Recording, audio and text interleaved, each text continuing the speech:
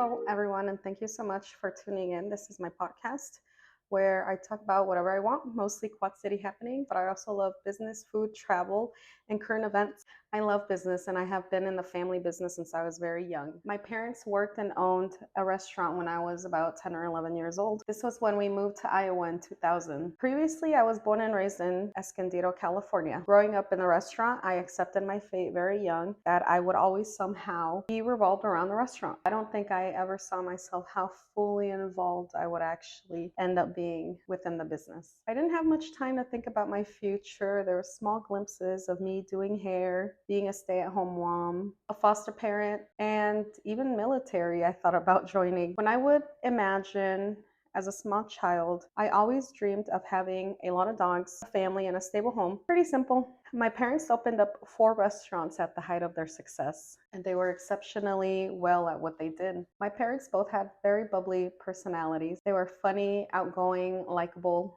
Basically, all the traits that made a naturally well-received salesperson in disguise. It was very admirable what they did, what they were able to accomplish in the short amount of years that they did it in. The community fell in love with them. They had so much support from the community back then. But one day on a cold winter morning in January of 2010, my dad was pulled over in Bettendorf, Iowa, and was taken into custody. He was pulled over for a seatbelt violation, and he was held because of his immigration status after they had looked into it. Now, he did get his papers taken away a few years ago for doing some questionable things. That's another story for another time.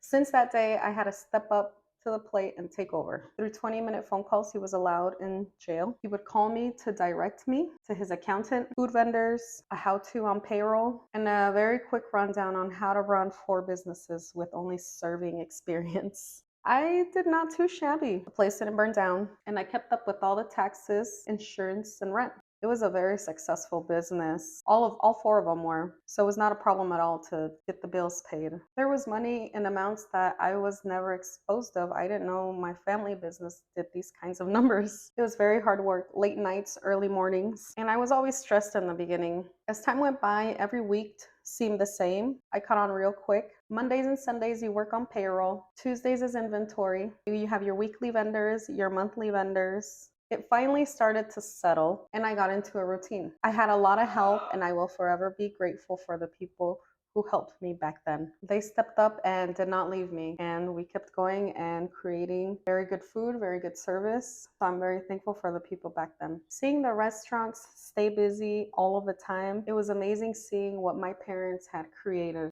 It was admirable to a lot of people, I think. I'm sure they made a lot of friends along the way, all walks of life. Regular people like you and I, and some big wig, more powerful people too. They made their fair share of fake friends, people who didn't have their best interests. I'm sure my parents could have been more careful and saved a lot of energy and some of these wasted friendships that were leading nowhere. And that is also another topic for another day.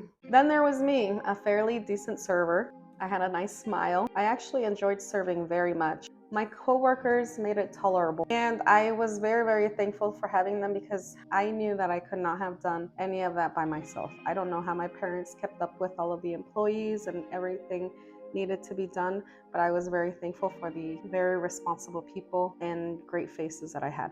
I was still very different from my parents, and I was very young, so I'm sure it took some getting used to for some of the employees as well. Maybe some of them got a little uncomfortable, but hey, that's the way the cookie crumbles, right? When my dad left and I started working, my son was just shy under a year. So not only was I dealing with 4 new restaurant businesses, I was also dealing with a toddler. I do believe our loyal customers is what kept us going.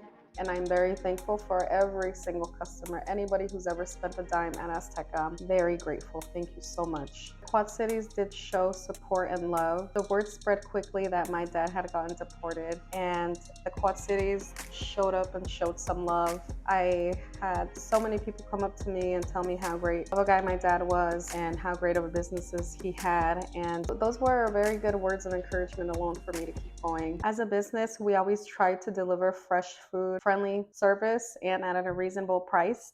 We wanted everybody to visit us, everybody to be our target audience. We wanted our customers to join us as many times as they could for dinner, a few times a week. You never had to break your bank or wait for special occasions to visit Azteca. Although Azteca probably has seen thousands and thousands of celebrations, of birthday celebrations, wedding celebrations, baby showers, office parties, and other big life events. We have been blessed with being a part of the most beautiful weddings. We love catering for intimate family gatherings, office parties, nonprofit events, Chamber of Commerce events. We feel there is not much we haven't done. When I was 19, my dad got deported and I started my girl boss era. I'm 34 years old now, so I know a thing or two about business, and I want to share my knowledge. And for everyone, for men, women, the youth, I want to share it in a way where it's very practical and where we demystify what it actually takes to be a good leader, and where I break down for you what I have learned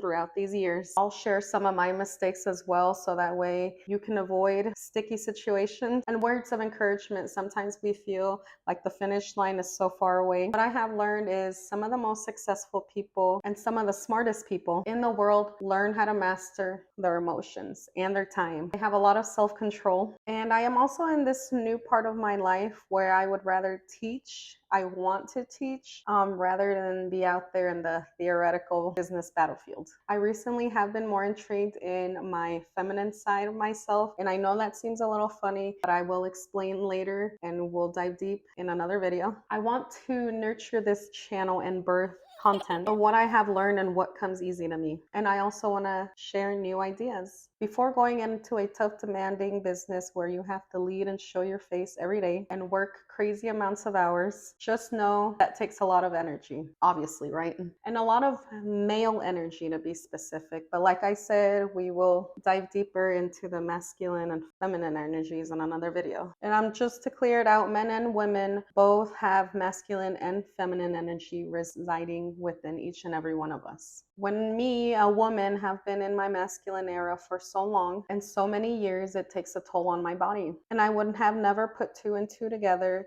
if I had not read a few natural medicine books, and I will link those down below if you guys are interested in reading them. Upon doing more research and diving deep into how our emotions and levels of stress and what role they play in our physical body. So not only will you benefit from this channel, knowledge about business, but the most important vehicle and tool that you have with you is your own body. Your body, mind, and soul as well. All three of them. If you can master yourself, you can master anything. So I hope this video finds the people who it is meant for. It is meant for people who have vision of the world becoming a better place. It is meant for people who know deep down that capitalism needs a change. It needs a conscious change. We need to bring in conscious capitalism and stop putting people over profit. If you want to be a good leader and a good business person, please follow more, and hopefully you guys can take away some tips of me. Like I said, I've been doing it since I was 19. I'm 34 years old now, and I just want to share a few things. So please hit that like button and please subscribe if you want. Thank you for supporting me. That's all